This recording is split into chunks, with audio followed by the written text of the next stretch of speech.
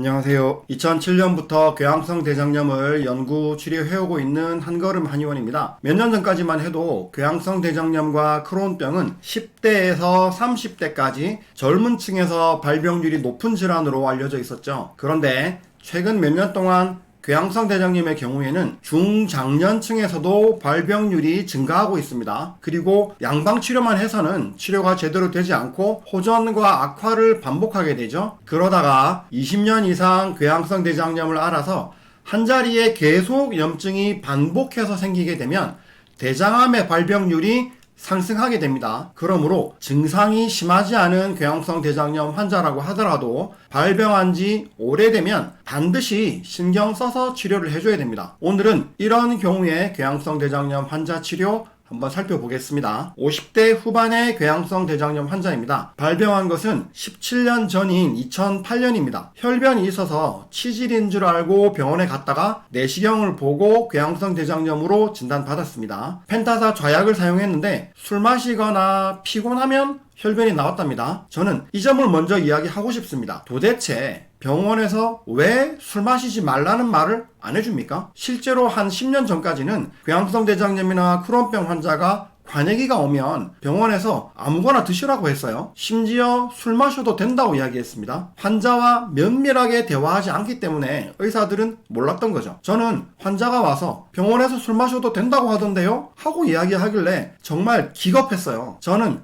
진료하는 첫날에 술 못 끊을 것 같으면 아예 치료하지 말라고 돌려보냅니다. 옛날에 저한테 오신 환자분 중에 한 분이 직업이 술상무예요. 왜 회사에서 바이어나 이런 사람들 접대하는 업무를 맡고 계셨던 겁니다. 그래서 제가 술을 마시면 치료 안 된다고 했더니 최대한 자제해 보겠다 라고는 하시더라고요. 그런데 한약으로 치료해도 술 마시고 나면 심해지고 이거를 몇 번 반복하더니 두세 달 치료하시다가 그만두시더라고요. 지금은 어떻게 지내고 계시는지 모르겠는데 아마도 안 나오셨겠죠. 당연히 저는 사실 이때 이분이 회사를 그만두고 다른 직업을 찾으셨어야 된다고 봅니다. 물론 직장, 직업 중요하죠. 중요한데 내 건강보다 내 목숨보다 중요하지는 않잖아요. 그때 이분이 결혼도 하고 아기도 있으셨던 걸로 기억하는데 건강을 잃고 나면 결국 직장생활도 못 하실 거고 아프면 남은 가족들은 어떡합니까? 궤양성 대장염을 만만하게 생각하시면 안 됩니다. 대충 관리하고 가끔 어쩔 수 없을 때는 술도 마시면서 조절해 나가면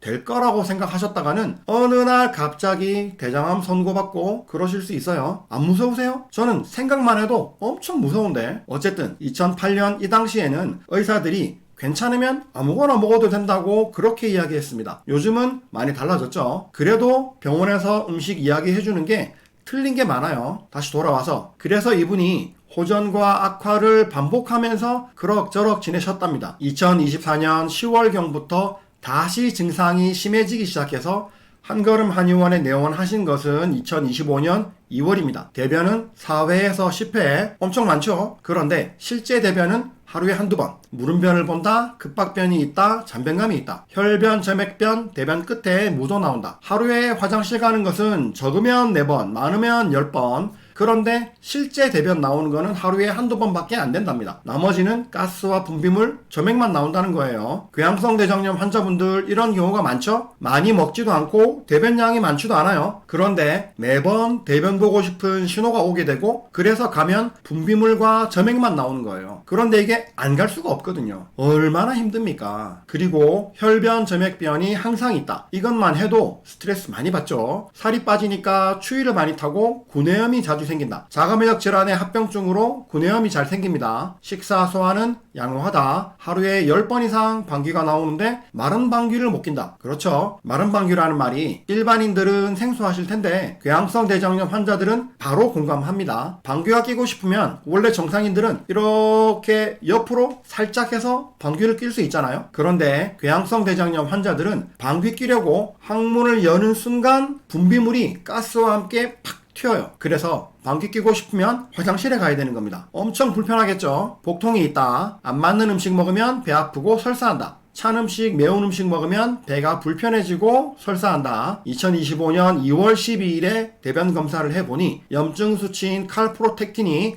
무려 1848점, 대변 자멸 반응이 290점으로 양성, 염증이 심하고 혈변이 있는 거죠. 한약을 복용하고 2주가 지나서 2월 24일에 대변 횟수가 4번, 5번으로 줄었다. 급박변이 좀 좋아졌다. 혈변, 점액변이 50% 정도 줄었다. 보름 만에 엄청 좋아졌죠? 제가 보통 치료 3개월 만에 50% 이상 좋아지도록 합니다. 이렇게 말씀드립니다. 그런데 한약 먹고 보름 만에 벌써 50% 좋아졌죠. 의사들은 또 한약에 스테로이드 들어있다고 이야기할 만한 속도죠. 그러다가 2월 28일 점심때 잔치국수를 먹었는데 화장실에 좀 자주 갔다. 이런 일이 엄청 자주 일어납니다. 다행히 2, 3일 지켜봤는데 그냥 안정되었고요. 3월 10일이 되니까 아직 대변은 4회, 5회인데 급박변이 아주 좋아졌고 혈변이 거의 없다. 3월 25일이 되니까 대변은 6, 7회, 혈변은 없는데 점액변이 지난번보다 조금 늘었다. 이건 좀 이상하죠? 같은 약을 계속 먹는데 대변 횟수가 오히려 늘었어요. 음식 때문일 수도 있어서 좀 지켜봤는데 음식은 별 문제 없는 것 같다. 그래서 처방을 바꿔줍니다. 이 부분을 잘 이해 못하시는 분들이 많아요. 양방처럼 직선적인 사고만 하게 되면 궤양성 대장염에 쓰는 한약도 처방 하나를 쓰면 된다고 생각하시죠? 그런데 그게 아니다. 궤양성 대장염은 훨씬 복잡해서 원인이 최소한 6가지 이상입니다. 그 원인에 맞게 각각 다른 처방을 써줘야 되고요. 하나의 원인에 사용할 수 있는 처방이 2, 3개 이상 되기 때문에 실질적으로는 15가지 정도의 처방에서 골라서 써야 됩니다. 제때에 적절한 처방을 사용하지 않으면 당연히 좋아지지 않죠. 이게 어려워요. 그래도 저는 치료 경력이 오래되어서 진료를 해보면 환자가 어떻게 치료되고 어떤 순서대로 처방을 사용해야 할지 알고 있습니다. 그래서 몇 가지 원인을 복합적으로 가진 환자가 오면 A 처방으로 시작해서 그 다음에는 B, C, D 이렇게 가게 될 거라고 말씀드립니다. 그래서 이 환자도 처방을 다음 처방으로 바꾸어줍니다. 그랬더니 4월 30일에는 대변 횟수가 4회, 5회 조금 줄어들죠? 급박변 없어졌다. 혈변 없다. 점액변의 양이 줄어든다. 6월 2일에 대변 자멸 반응 검사를 해봤더니 22점 음성. 처음에는 290점이었죠. 혈변이 없어졌습니다. 6월 13일에 대변 칼프로텍틴 검사를 했더니 8.5점. 완전 정상이네요. 처음에는 몇 점이었다고요? 1848점이었는데 6월에는 8.5점. 4개월 만에 혈변이 없어지고 염증 수치가 완전히 정상이 됐습니다. 그래서 이분이 6월부터 좌약을 매일 쓰던 것을 2, 3일에 한 번 쓰기 시작했고 6월 18일부터는 아예 끊습니다. 그리고 차가운 음식 먹으면 배가 살살 아프면서 설사한다고 하셔서 배를 따뜻하게 만드는 처방으로 다시 처방을 바꾸어 드립니다. 그랬더니 7월부터는 대변 하루에 2, 3회, 혈변, 점액변 없다, 급박변 완전히 없어졌다. 차가운 과일 먹어봤는데 배 아프던 것 없어졌다. 7월 11일에 다시 대변 검사를 해봤는데 칼프로텍틴 수치가 10점. 계속 정상이죠. 앞으로 한두 달 더 관찰하고 계속 정상이면 내시경 해보고 치료를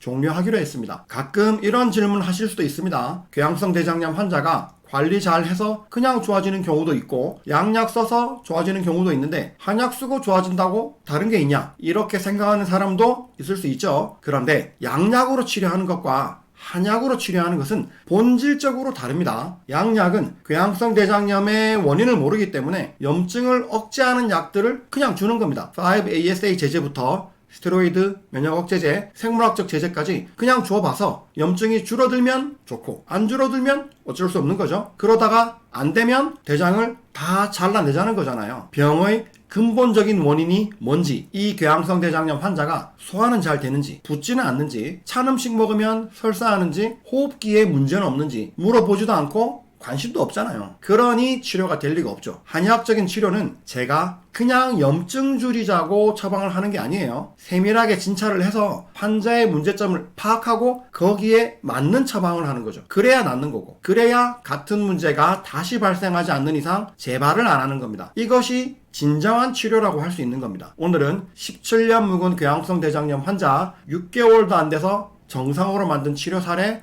살펴봤습니다. 한걸음 한의원입니다. 감사합니다.